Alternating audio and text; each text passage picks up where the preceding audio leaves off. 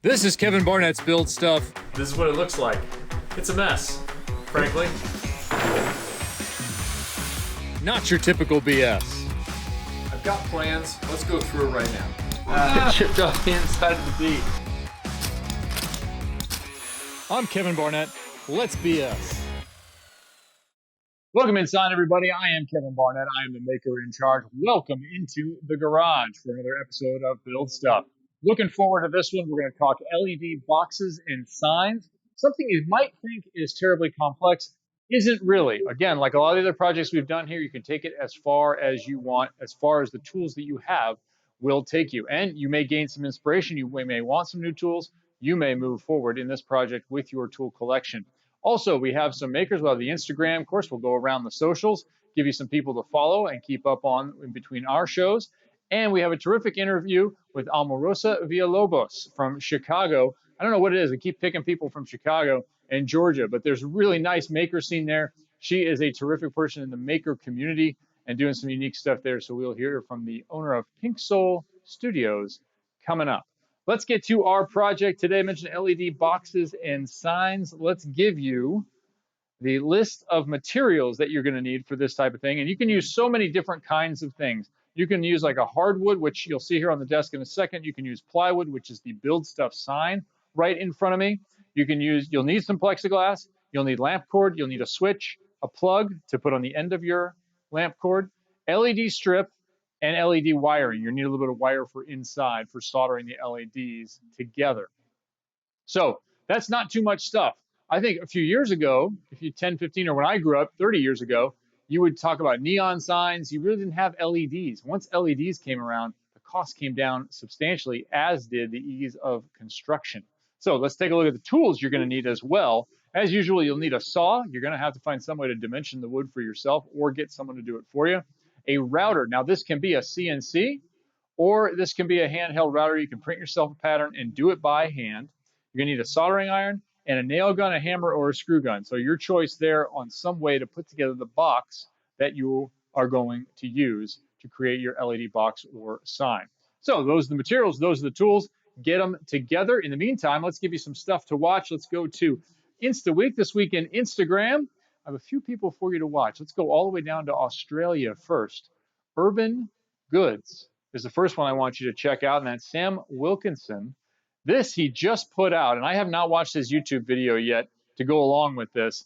The hexagonal or honeycomb pattern there where you put the plywood on end, which I really enjoy as a look. You'll see later in this show. And then you juxtapose that with the plywood on its normal face side. Really cool project. Sam's doing some interesting stuff, a lot of mid-century modern. He's built some plans from other makers, and he is down in, I want to say Brisbane. That's Queensland, Australia. Next up, Ashley Harwood. I want you to take it to South Carolina now. I think it's South Carolina with Ashley. Harwood Turning, Ashley Harwood. This is a person who is a master wood turner. I don't know if she would let us say that to her. We'll get her on the show eventually, but she is, when you watch her turn, she is exceptional. She teaches a master class on turning, turns gigantic bowls, small bowls, all kind of table legs. She is one of the top shelf people in the world when it comes to turning. And you get a master wood turner without the old man smell, so it's win-win. Next up, a giant in this business, the first guy on YouTube, really. It's Bob Claggett of I Like to Make Stuff. This is one of his Star Wars projects he just completed. You see a lot of Bob in his projects, more than 2 million followers, a wide variety of usually easily accessible projects. Not everything involves a laser or a CNC. He teaches you how to do a lot of different techniques. He'll take you through materials. He'll take you through safety, a whole bunch of different teaching going on from I Like to Make Stuff and Bob Claggett. Very interesting story for Bob. Met him and interviewed him before at Workbench Con. All right, I'll take you off to YouTube now. I know it's Instagram, but we'll take you off to YouTube for a little fun. Olive and Mabel on YouTube. This blends a little bit of me along with that. It's sportscasting with these two dogs and a guy calling it. It is hilarious. Andrew Cotter is there, and he calls the action between his two dogs. You have to love the old school graphics as well, and the fact that they run it like the VCR. Remember when you used to have to adjust the tracking? There's Olive, the bigger, more experienced, and Mabel, young up-and-comer.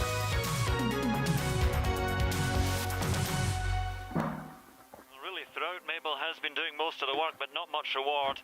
There's a masterclass from Olive. The great ones do make it look so easy. Mabel trying everything. There's a pointless run across the room and back, but no way through. And Olive in total control, not even getting up. Mabel coming forward again, still with the mind of a wolf, but the body of a Care Bear, and that's a mistake rolled over. That's inexperience, naivety from the 3-month-old. This is hard to watch if you're a Mabel fan. Might even be a submission here. Olive toying with the youngster, and it's only a matter of time. Manages It's not going to free happen. herself for She's one not last going to submit. attempt. She won't do it. One more leap. Nope. past the She's going to radiator, keep going. hasn't yet worked out walls, but this And must it's be all the narrated. final act. Fantastic stuff. Andrew, 3 well hours, done. 27 minutes into He was it, doing this Mabel's stuff still before. going. I think everybody was narrating Olive everything like they wondering were a when this all might sportscaster. end. I'm not sure it ever will. And I do have an appreciation for those graphics. It looks like 8-bit sporting classic, something that came off the NES system back in the late 80s. All right, welcome back inside, Kevin Barnett. Let's get to Alma Villalobos from Chicago. I sat down with her earlier this week to talk about why she makes what she makes and how her business functions.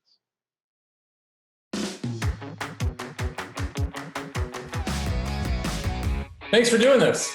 Really appreciate it. Yeah, thanks for having me. Thanks for joining us. Really appreciate it. And I love the tagline to your stuff. It says, maker of things. How did that, Yeah. how did you come to that to describe what you do? It really starts from like my business name in general is just Pink Soul Studios. I'm just a maker of things, you know. I'm a mom, I'm a homemaker, you know, and then I make whatever I can. If How is it being a woman in making? we're definitely a minority. I'm as minority as you can get with being a woman and a person of color and an LBG, you know, a lesbian. So it's definitely, I think I've been really lucky because I haven't had too many, I guess they'd call them trolls in my account.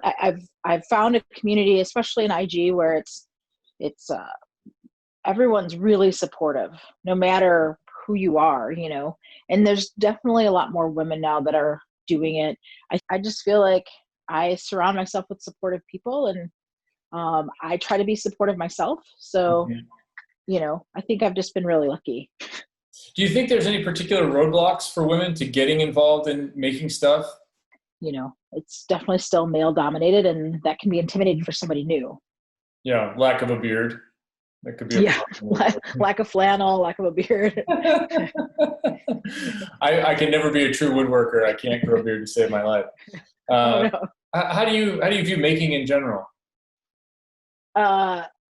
Like just in my life, like Yeah, well, I mean, in regards to others and explaining to others what you do, and does their face yeah, I play have a somewhere really- immediately?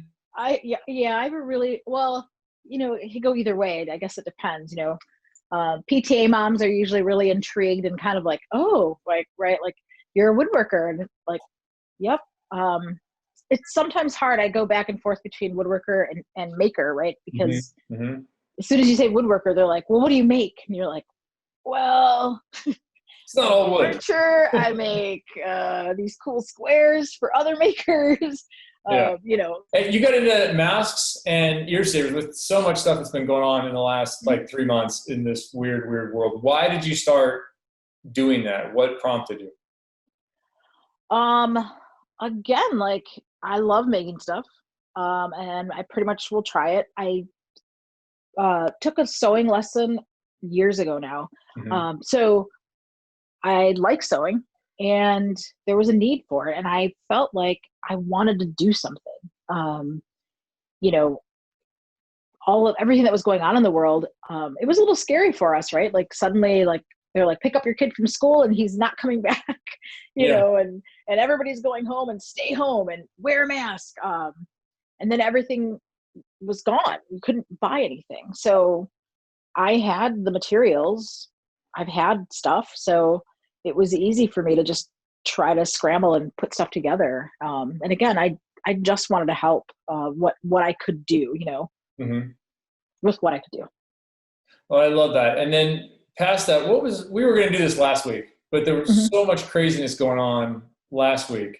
Tell me about where you were with everything that was happening last week and how that affected you. It's been tough, and I think I'm sure you've seen my stories. Like, I think there were a lot of people that were reaching out to me to ask me questions, like kind of like a safe person to come to ask, like, what should we be doing? Should I have posted this? Should I have said this? Should I say that? What can I do?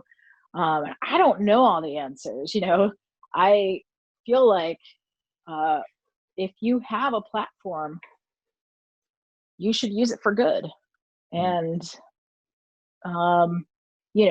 what good means to you, like, I'm hoping it's doing the right thing and being on the right side of history, but that's what I would like to see. So a lot of what I would like, a lot of the questions that I was fielding and a lot of comments that I was getting was, hey, like, that's really cool that you're putting all that information out there, like, thank you so much, and I didn't know that, or whatever, and then what can I do? And for me, it was just use your platform for good. Like, that's what you can do right now, and be genuine about it, right? Like, if you really want to learn and know and be a better human, then do that. Yeah, I love it. Tell me, who's in your peer group for making? Who do you look up to? Oh my God. Or bounce stuff off of, or go to for inspiration? Wow, I feel like there are a couple people.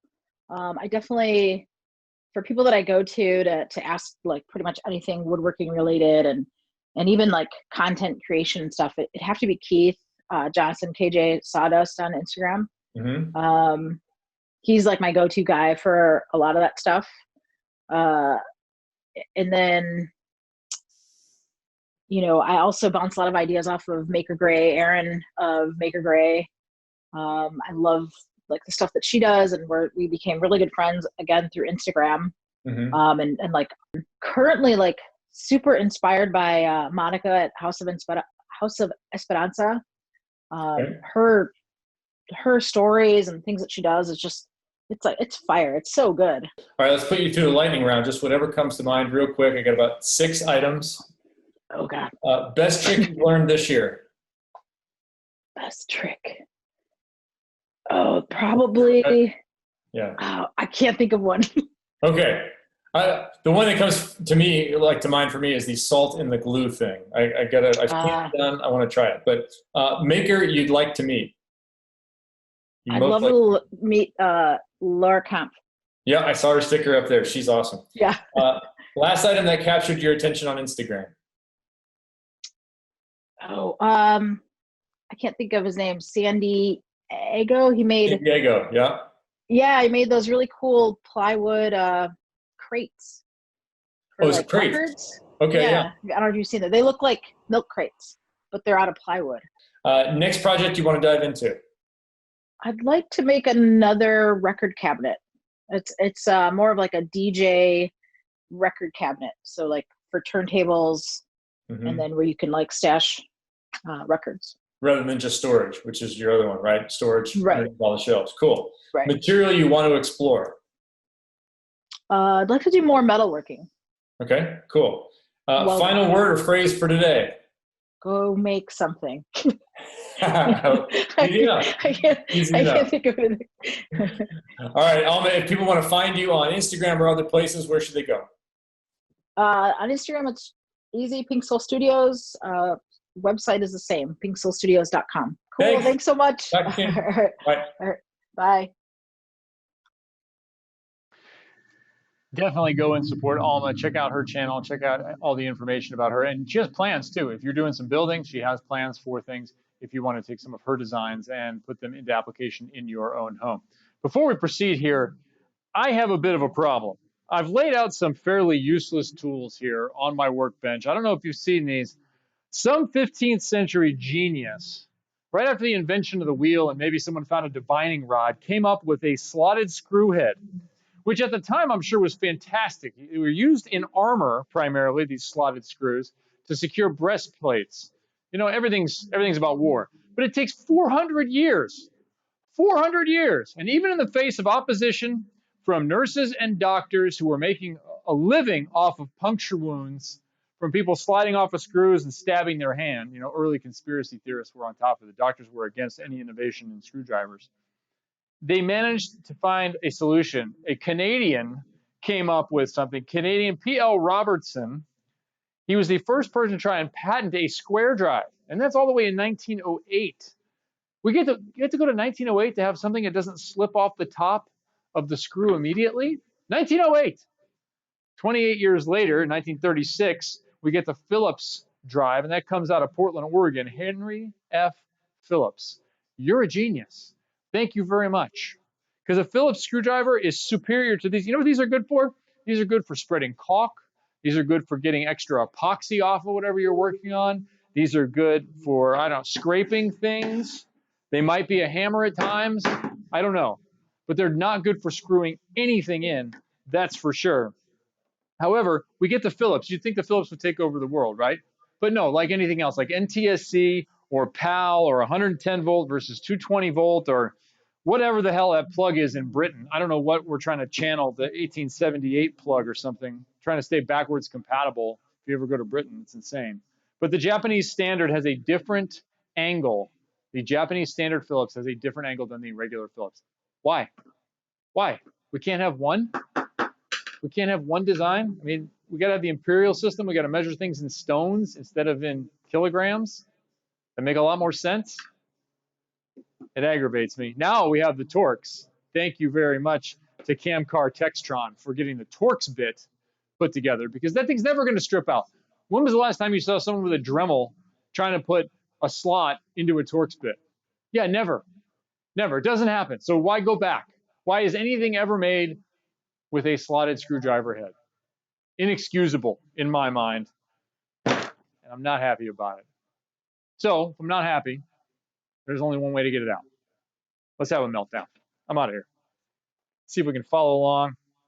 They insist that I suit up for this sort of thing. Producer in charge, Matt, he's insisting that I somehow make sure that safety is priority one. We had, I think, 9-year-olds laughing at the fact that I was hitting fire with a towel a few weeks ago. And we do have new propane, by the way. We have more propane this week, so we're all set. Apologies to DJ Richer for last time. All right, let's throw that on.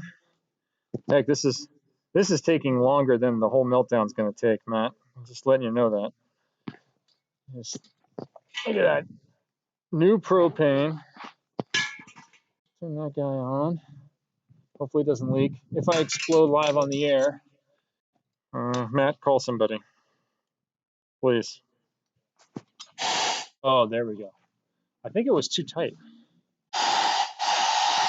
Oh,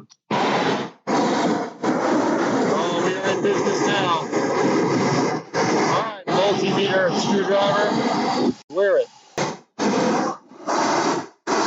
Oh, get too soft. Goodbye.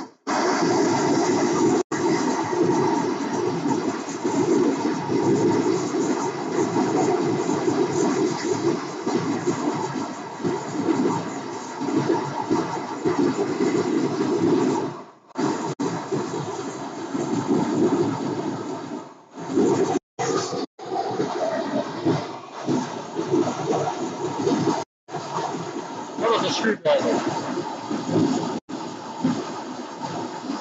No match. Don't worry, don't stop, you're fine. That screwdriver is fairly durable, I'm impressed. How about both at the same time? What is that?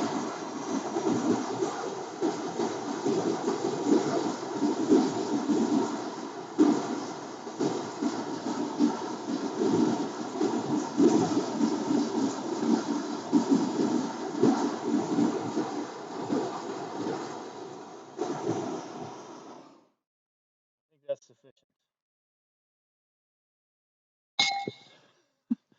Again, a chemical fire. However, this week, yeah, that's still burning. What do you think? Is water going to get it done, guys? I think no towel this week. I think we'll just go with water. Yeah, exactly. Don't want to get mocked by 13-year-olds. That's hot. Yeah, that'll do the trick.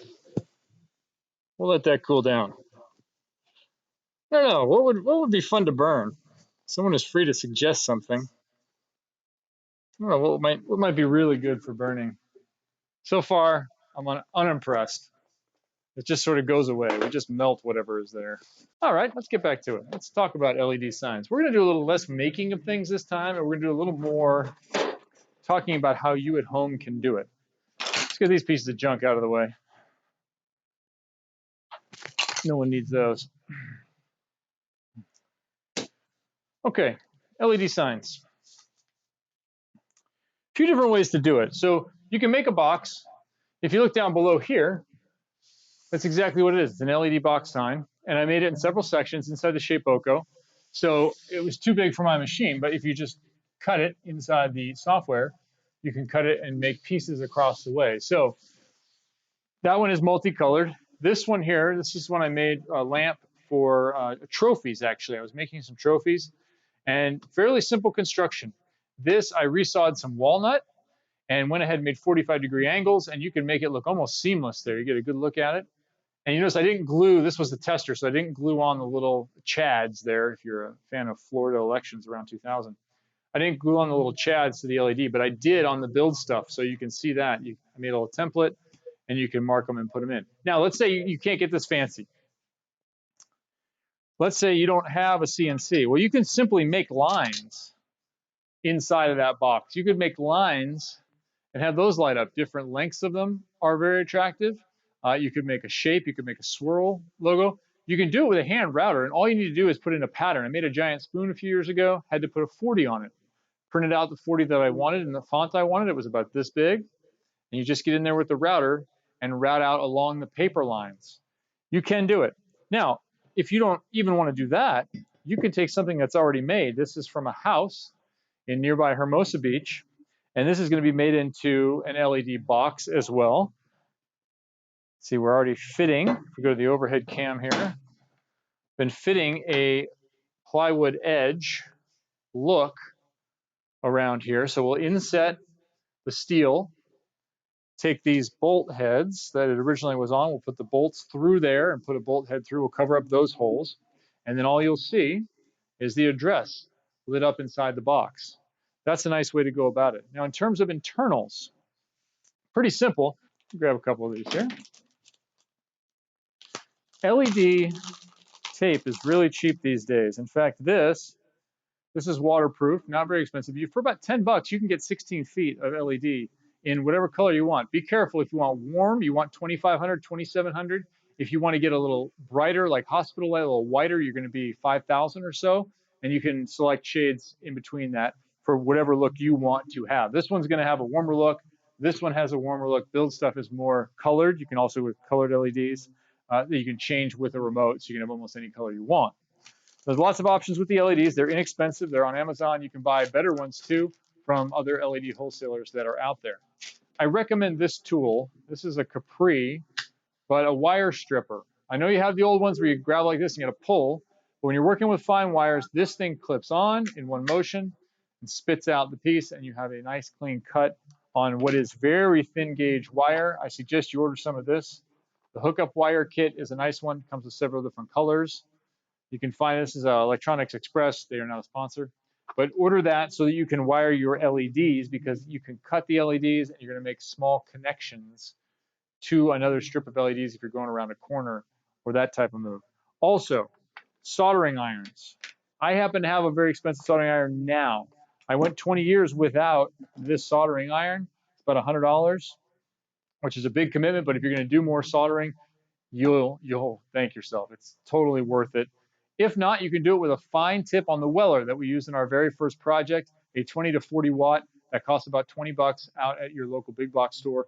Go ahead with that, but get the fine tip point, or take a point and file it or put it on the grinder until you end up with a fine tip that you can stick into your projects into an LED, which is a pretty small little pad.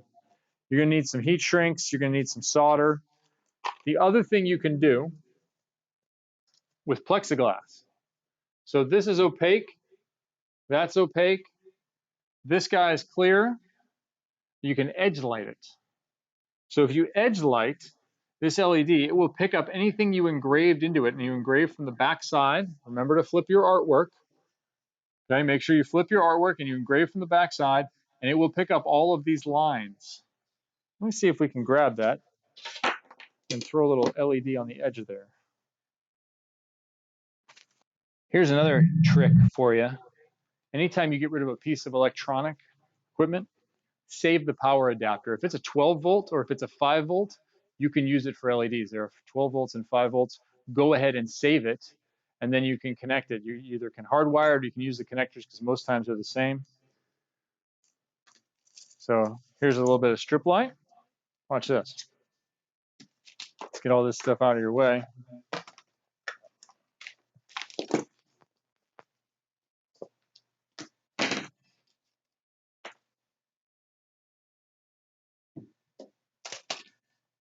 Hope you can get a look at it at home. Is that lighting up there? That's not bad. You get the idea. And this was a fail because of the depth of the cut missed some of the artwork. But there you get a look at it. You can see it make it go away. But that gives you that edge light look, which is really cool. You're probably going to need a CNC for that unless you're going to do it with a fine tip and you're going to do it by hand. Go straight up and down, but it's nice to have a CNC. You can have somebody make that for you. All right, we've taken you through a bunch of different possibilities. I encourage you to get out there and make them. Why would you make one? Well, you might make one for your house. You might make it for an addition for a piece of furniture. I just did that recently. I put it on a piece of furniture, and I'll show you that in just a second. Or you might do it as a gift. If you make this for somebody, they'll go crazy. How did you even do that? And like I said, it doesn't have to be CNC routed. You can do lines, designs of your own making. And really, the world is open. Just invest in tools, invest the time in learning, and check it out. Order some LEDs, order some wire, and you are in business. All right, let's give you an idea of what I've been up to now that we're done with this guy. LED boxes and signs. Go ahead and roll some of those pictures there if you would, Matt. This was graduation week, and interesting graduation. I had a son getting out of high school in 2020. It's not normal. And so 5 a.m., my wife woke me up and said, hey, there's a car parade, which we didn't used to have. Let's put a giant hat on the car, a graduation hat. Oh, that sounds like a great idea. Okay, I'm in. Let's make sure we color match it. So I took it to the local Lowe's big box, the blue big box, and went ahead and color matched it off of the actual cap. And you can do that. You can color match off darn near anything. There's the graduate inside of the tassel and hat on top of the Tahoe. That was done with U-bolts and 1/2-inch plywood. It was 8 foot by 8 foot on top. And there's the tassel with aluminum flashing. We barely got out of the alley here behind us and got onto the car parade. That project netted $50 for said graduate. But that's not a way to make money in making. $50 does not cover the build cost, but it sure was fun. Also, here's the world debut of my other project. This is a coffee table with storage made out of stacked 1-inch birch ply. And it's cut a little bit longer in the front there to give it some texture. And on top there, if you are like me, I'm 46 years old. If you are like me, you remember Tudor electric football, and that is what is built into the top. It is a stadium, ladies and gentlemen, with a working Tudor electric football with players from when I was a kid. I loved this game as a kid. My brother and I would play it endlessly, endlessly. I don't know how much we're going to play it anymore, but it certainly will get played here and there. My older son was very excited when he scored a touchdown on me last night because he discovered some guy that was super fast. But there were a couple of things here. I wanted the game to be in there. I wanted to light up. I wanted to run. And I wanted to have the storage because we don't have a lot of storage in our house. So those were some of the design parameters. And we filled all those with this. I just installed it yesterday. And there are a couple of digital kids trying to go analog. Really appreciate you being here on Build Stuff. Remember, when you're in your garage, you are the master of that object. You are the builder in charge, the maker in charge, just as I am here when we get with you every couple of weeks or so. I want to thank the Lamb brothers for their support of the show, as well as Matt Perez and Alma Villalobos for coming on the program. Check her out again at Pink Soul Studios. And of course, a big thank you to Singular.Live, who have helped us integrate the graphics into this show on stream, on device, on demand. Appreciate you being here. Go ahead and follow me on Instagram. Big Barn Design is where I am on Instagram. I'll have a few more projects going in the next couple of weeks and some fun stuff for you to check out. So we'll see you in 2 weeks for more BS. Remember, in your shop, you are the maker in charge. This is Kevin Barnett's Build Stuff. This is what it looks like. It's a mess, frankly. Not your typical BS. I've got plans. Let's go through it right now. Chipped off the inside of the beat. I'm Kevin Barnett. Let's BS.